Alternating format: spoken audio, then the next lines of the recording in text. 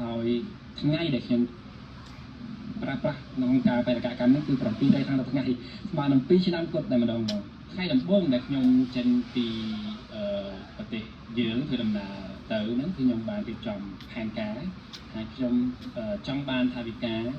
ក្នុងគោលបំណងឲ្យបានយ៉ាងតិចណាស់ឲ្យបាន$25,000ដើម្បីជួយដល់មន្ទីរពេទ្យកម្ពុជានិងមន្ទីរពេទ្យកម្ពុជាហើយសូមអាប់ដេតមកដល់ថ្ងៃនេះគឺថវិកាយើងនៅខ្វះតែ$35,000ជាងទៀតទេហើយខ្ញុំជឿខ្ញុំអាចធ្វើបានខ្ញុំនឹងគៀងកើរកសាធារណជនអ្នកគ្រប់គ្រងអ្នកឆ្លាញ់កីឡាកង់និងអ្នកឆ្លាញ់ការធ្វើដំណើរនិងជាឱកាសតាមរយៈតាមប្រទេសស្លាប់បានឬក៏ជួយធ្វើយ៉ាងណាដើម្បីកាត់បន្ថយគ្រោះថ្នាក់ចរាចរណ៍ធ្វើយ៉ាងណាដើម្បីរកថវិកាឲ្យបានជួយក្រុមគ្រួសារជួយសាលាជួយភូមិជួយស្រុករបស់យើងឬក៏ជួយកុមារកម្ពុជាដូចខ្ញុំនឹងសង្ឃឹមថាអ្នកនរគ្នាធ្វើផ្ដោតទៅលើអ្វីមួយដែលមានផលប្រយោជន៍កុំផ្ដោតទៅលើអ្វីមួយដែលចង់តែលេងសើចសប្បាយគ្រប់ពេលវេលាទេគឺយើងលើកហើយ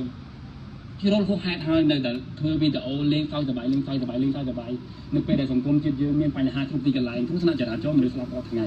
បរិស្ថានមិនស្អាត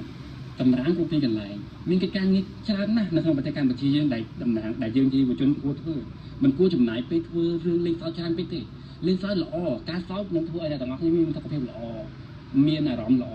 ប៉ុន្តែនៅពេលដែលសើចជ្រុលពេកវាទៅជាបញ្ហាវិញអ្វីក៏ដោយតែជ្រុលពេកគឺវាជាបញ្ហាវិញអញ្ចឹងគួរទាំងអស់គ្នាងាកមកធ្វើកិច្ចការងារដែលមានផលប្រយោជន៍ដល់សង្គមជាតិយើងយ៉ាងហោចណាស់ដូចតែខ្ញុំនិយាយមិនជួយសម្អាតបរិស្ថាន